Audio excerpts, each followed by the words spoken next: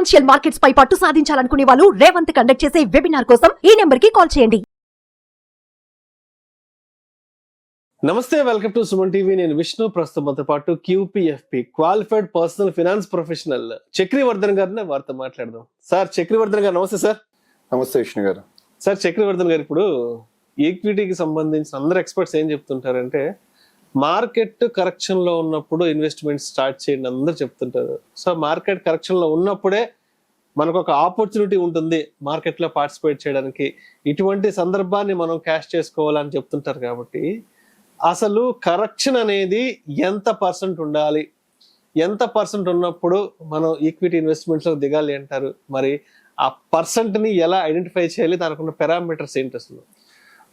విష్ణు గారు, యాక్చువల్లీ ఇప్పుడు ఇది కరెక్ట్ క్వశ్చన్, కరెక్ట్ టైం కూడా. మార్కెట్ కంటిన్యూస్ గా కరెక్షన్ అవుతుంది. మహారాష్ట్ర ఎలక్షన్స్ తర్వాత కొంచెం మళ్ళీ గ్యాప్ అప్ అయింది. ఇప్పుడు బాగుంది, ఇప్పుడు చేయొచ్చా, మళ్ళీ ఏమైనా కరెక్షన్ అవుతుందా? సో చాలా డౌట్స్ ఉన్నాయి, రకరకాల డైలమాలు వెంటాడుతూ ఉంటాయి మనల్ని. అవును, ఇవాళ బాగుంది, రేపు మళ్ళీ మార్కెట్ బాగుండదేమో అంటూ కూడా. అయితే ఇన్వెస్టర్స్ కి డెఫినెట్ గా ఇలా వెయిట్ చేయడంలో తప్పు లేదండి. ఇన్వెస్టర్స్ మార్కెట్ కరెక్షన్ ని ఈ వాళ్ళు ఒక ఫెస్టివల్ లో డిస్కౌంట్ సేల్ లాగా చూస్తారు. కరెక్షన్ అంటే అరే ఇప్పుడు ఇన్వెస్ట్ చేయాలని చూస్తారు. అయితే మీరు ఈ క్వశ్చన్ కూడా కరెక్టే. అసలు ఎంత పర్సెంట్ కరెక్షన్ అయిన తర్వాత నేను కరెక్షన్ కి ఫర్దర్ గా వెయిట్ చేయకుండా ఇన్వెస్ట్ చేయాలి? కానీ చాలా మంది కరోనాలో ఈ టైంలో కూడా మన మార్కెట్ ఇంకా పడిపోతుంది అని ఇప్పటికి రిగ్రెట్ అవుతున్న వాళ్ళు ఉన్నారు, ఆ టైంలో ఇన్వెస్ట్ చేస్తే బాగుండేది అని. సో దీనికి నేను ఒక స్టోరీ చెప్తానండి మీకు, చిన్న ఎగ్జాంపుల్. ఒక స్టోరీని మనం దీనికి రిలేట్ చేస్తే ఈజీగా అర్థమవుతుంది. ఇది ఈ స్టోరీ పేరేంటంటే ఒక ఫార్మర్ అండ్ మాన్సూన్. అంటే ఒక రైతు ఒక ఈ వర్షాకాలంలో ఎట్లాంటి రిలేషన్ ఉంటుందో. సో ఏంటంటే ఒక గ్రామంలో రైతు ఉండేవాడు, ఆయన పేరు రవి అని ఒక రైతు ఉండేవాడు. ఆయన ఏంటంటే ఆయన దగ్గర విత్తనాలు ఉన్నాయి, అన్ని రెడీగా ఉన్నాయి. ఆయన వెయిట్ చేస్తున్నాడు ఎప్పుడు వర్షం పడితే అప్పుడు మనం విత్తనాలు వేద్దాము అని. అయితే ఒక రోజు మబ్బులు, చాలా కారు మబ్బులు అంటారు కదా, మనకి క్లైమేట్ చాలా ఆహ్లాదంగా ఉంది, కారు మబ్బులు, ఇంకా వర్షం భయంకరంగా పడుతుంది అని అనుకున్నప్పుడు స్టార్ట్ అయినాయి, ఇంకా ఋతుపవనాలు స్టార్ట్ అయినాయి. రైతులందరూ, ఊర్లో ఉన్న అందరు రైతులు వాళ్ళ విత్తనాలను వాళ్ళ పొలంలో నాటారు. వ్యవసాయ పనులు అందరూ మొదలు పెట్టారు. మన రవి మరి పర్ఫెక్ట్ టైమింగ్ కోసం వెయిట్ చేస్తాడు కదా. సరే చూద్దాం, వర్షాలు ఇవి కంటిన్యూగా పడితే నేను వ్యవసాయం స్టార్ట్ చేస్తా, ఇప్పుడు ఇది ఒకటి పడి ఆగితే ఏంటి అని అన్నట్లు మనోడు అనుకున్నాడు. అనుకున్నట్టు ఏమైంది, అందరు రైతులు వాళ్ళ పనులు వాళ్ళు స్టార్ట్ చేసేసారు. వర్షం అంత మబ్బు పట్టినా కూడా కొంచెం వర్షం పడి మళ్ళీ ఆగిపోయింది. మళ్ళీ ఎండలు వచ్చేసే మళ్ళీ మామూలుగా ఉంది. తర్వాత కొన్ని రోజులు గడిచిన తర్వాత లైన్ గా వర్షాలు పడటం స్టార్ట్ అయినాయి రెగ్యులర్ గా. సో రవి ఇది టైము, ఇప్పుడు నేను నాటుతా, ఇప్పుడు నేను వ్యవసాయం చేస్తా అని అప్పుడు స్టార్ట్ చేశాడు. స్టార్ట్ చేస్తే ఏమైందంటే ఇది ఈ సినారియో అయిపోయింది. మనం చూసేది మెచ్యూరిటీ రిటర్న్స్ మార్కెట్ లో మనం తీసుకున్నప్పుడు ఎలా అయితే ప్లాన్ చేస్తామో, పంట కోతకొచ్చే టైంలో చూస్తే మనకి మిగిలిన రైతులు ఎవరైతే ఈ టైమింగ్ ఇవన్నీ చూడకుండా స్టార్ట్ చేశారో వాళ్ళ విత్తనాలు ఆల్రెడీ ఈయన విత్తనాలు నాటే టైంకి మొలకలు రావటం పెరగటం స్టార్ట్ అయిపోయాయి. ఈ పంటకు వచ్చే టైంకి కూడా వాళ్ళ పంట పెరుగుదల, వాళ్ళ పంట శాతం కూడా ఎక్కువ ఉంది, ఇంతో కంపేర్ చేసి ఎక్కువ ఉంది, ఆల్మోస్ట్ చేతికి వచ్చేసింది. సో ఇక్కడ ఇదే సేమ్ ప్రిన్సిపల్, సేమ్ స్టోరీ మన మార్కెట్ లో కరెక్షన్స్ కోసం వెయిట్ చేసే ఇన్వెస్టర్స్ కూడా వర్తిస్తుందండి. ఎందుకంటే మీరు ఇప్పుడు ఈ చార్ట్ చూడండి. ఈ చార్ట్ మనకి సెన్సెక్స్ స్టార్ట్ అయిన దగ్గర నుంచి, అంటే 44 years మన Indian market, stock market history ఇది 100 points స్టార్ట్ అయింది.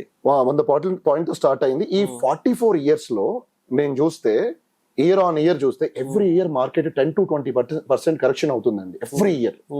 అంటే సడన్ గా ఇప్పుడు కొత్తగా ఎంటర్ అయిన వాళ్ళు లాస్ట్ 2-3 years మార్కెట్ లో కరెక్షన్ చూసి అరే ఇది నేను వచ్చాను పడిపోయిన నా డబ్బులు మళ్ళీ ఇలా ఉంటది. కొత్త ఇన్వెస్టర్స్ వేస్తుంటారు. నా దగ్గర చాలా మంది ఇన్వెస్టర్స్ ఇప్పటికీ వాళ్ళ అమౌంట్ వాళ్ళు మ్యూచువల్ ఫండ్స్ లో క్రోర్స్ లో లిక్విడ్ ఫండ్స్ లో ఉన్నాయి. వాళ్ళు ఈక్విటీకి మూవ్ చేయడం కోసం కరెక్షన్ టైం కోసం వెయిట్ చేస్తుంటారు. సార్ ఏమైనా మూవ్ చేయమంటారా, మీరు ఇప్పుడు కరెక్షన్ అయింది కదా అంటే, వెయిట్ చేయండి చక్రి, నేను చెప్తాను, ఇంకా కరెక్షన్ ఎక్స్పెక్ట్ చేస్తున్నాను.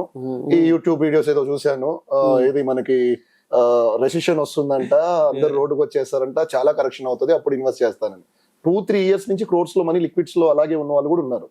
అయితే ఈ చార్ట్ ఏం చెప్తుందంటే ఈ 44 years లో వీళ్ళకి 40 years మార్కెట్ కరెక్షన్ అయిందండి.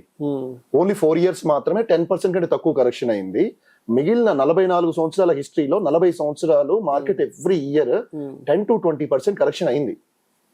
సో ఇది సపోజ్ ఒక ఎగ్జాంపుల్ చెప్పాలంటే మీకు ఏప్రిల్ 2024 లో మార్కెట్ సెన్సెక్స్ 75,000 ఉందండి. మీరు అప్పుడు ఇన్వెస్ట్ చేద్దాం అనుకున్నారు, కానీ ఇప్పుడు 75,000 ఉంది, 10% కరెక్షన్ అయ్యాక నేను ఇన్వెస్ట్ చేస్తాను అని అనుకున్నారు. ఏప్రిల్ 2024 75,000. ఇక్కడ నుంచి మీకు 10% కరెక్షన్ అవ్వాలంటే మీ టార్గెట్ మార్కెట్ 67,500కి రావాలి, రైట్? కానీ మార్కెట్ ఏంటంటే కొంచెం గ్రో అవుతూ ఇంకో 13% పెరిగింది. అంటే అప్పటికి మార్కెట్ ఎంతకి వెళ్ళిందంటే 85,000కి వెళ్ళింది. సో ఈ 85,000 దగ్గర మీరు అనుకున్న టార్గెట్ కి రీచ్ అవ్వాలి, 20% పైన కరెక్షన్ అవ్వాలి. సో అంటే ఇది టైం చేయటం చాలా కష్టం. అండ్ మార్కెట్ కంటిన్యూస్ గా ఇలా పెరుగుతూ పోయింది అనుకోండి, మీరు టైం చేస్తా కూర్చున్నారు అనుకోండి, మీరు అనుకున్న టార్గెట్ రావాలంటే ఎక్కువ కరెక్షన్ అవ్వాలి. నేను ఇక్కడ ఇంకో చార్ట్ ఇస్తాను. ఈ చార్ట్ లో మీరు ఎంత పర్సెంట్ మార్కెట్ మనకి గ్రో అయితే నాకు ఎంత పర్సెంట్ నా టార్గెట్ కి కరెక్షన్ అవ్వాలి అనేది కూడా ఇక్కడ చెక్ చేసుకోవచ్చు. సో ఏంటంటే అండి, ఒకటే మీరు 1 to 2 years వెయిట్ చేయగలిగి షార్ట్ టర్మ్ లో, ఇక్కడ ఇంకో చార్ట్ దీని ప్రకారం చూస్తే మొత్తం హిస్టరీ ప్రకారం 1 to 2 years లో 50% వరకు ఛాన్సెస్ ఉన్నాయి మార్కెట్ 10% కరెక్షన్ అవడానికి. ఇంకా బియాండ్ మనం వెయిట్ చేసి కూడా ప్రయోజనం లేదు. అంటే లక్ ఉంటే అవుతుంది, నేను వెయిట్ చేశాను ఎక్కువలో పెట్టానంటే, కానీ ఇది కీప్ ఆన్ మార్కెట్ గ్రో అవుతా వెళ్తుంది అనుకోండి, మీ టార్గెట్ పెరుగుతుంది, మీరు ఇన్వెస్ట్ చేయాల్సిన టార్గెట్ పెరుగుతుంది. సో చాలా మంది ఎక్స్పర్ట్స్ ఏం చెప్తారంటే, మీ దగ్గర లంసం ఉన్నప్పుడు మీకు ఎప్పుడైతే కరెక్షన్ అనిపించిందో అప్పుడు స్టాగర్డ్ గా అట్లీస్ట్ ఎంతో కొంత ఇన్వెస్ట్ చేస్తూ వెళ్ళమని చెప్తారు. సో ఇదండి స్ట్రాటజీస్, 2-3 స్ట్రాటజీస్. 1 స్ట్రాటజీ మా కస్టమర్స్ కూడా ఇదే చెప్తాము, కరెక్షన్ ఉన్నప్పుడు ఇఫ్ యూ హ్యావ్ మనీ వాళ్ళు డిస్కస్ చేసుకుంటాం. దో ఇది ఇన్సిడెంటల్ వాళ్ళకి సజెషన్ అయినా వాళ్ళు అడిగేటప్పుడు ఎలా చేద్దాం అంటారు అంటే నేను ఇదే చెప్తాను. డేటా అంతా వాళ్ళ ముందు పెడతాము, వాళ్ళు అనాలిసిస్ చేస్తారు, రైట్ అండి కరెక్ట్, ఇప్పుడు ఎంతో కొంత నేను ఇన్వెస్ట్ చేస్తాను ఈ ఫండ్స్ అని అట్లా డిసైడ్ అవ్వడం జరుగుతుంది. రైట్.